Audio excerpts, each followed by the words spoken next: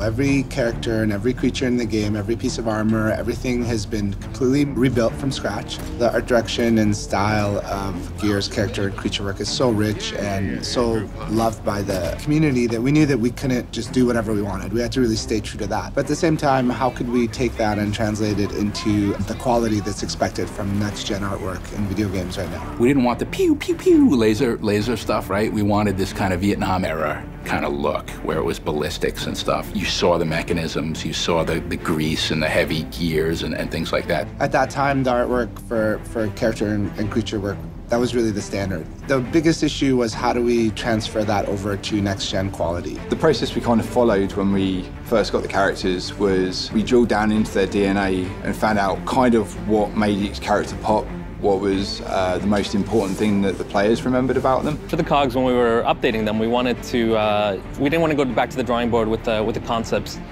because we knew we wanted to stay true to what the fans remembered. The first character that we wanted to tackle obviously was Marcus, since it's a character that people love. He had this predatory intelligence to his eyes and this scruffy hair, scruffy beard, but yet there was something endearing about him. Another place where we had to really be careful with that is the original Gears of War Marcus model had his kind of iconic frown built into the model. We tried to bring a little bit more believability into the faces with the higher detail and higher poly count and people being able to see everything a lot more.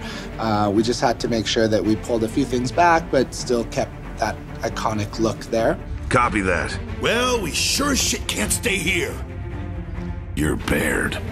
Yeah, that's right, asshole. Question is, who are you? So yeah, there was definitely a lot of places where we had to be careful and learn the hard way and then go back and readjust. The COG character where we probably did the most work on his face was Baird. His face looked pretty rough in Gears 1, but he had a lot of dents in his face and stuff like that, really battle-worn. So the first version we made was very reactionary to that, so he became kind of Hollywood pretty boy.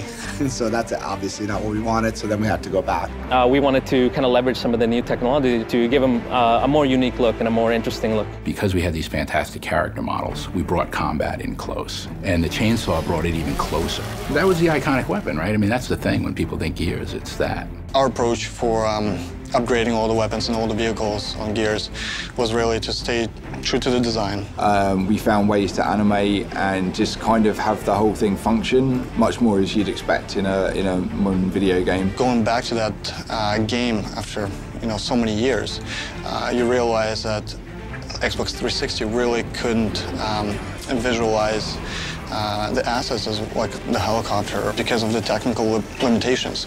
We kept on wanting to add more detail or like change the functionality to be cooler, and staying away from that and being true to the franchise was actually the challenging thing. That was actually quite stressful to make sure that it was just, it was just right.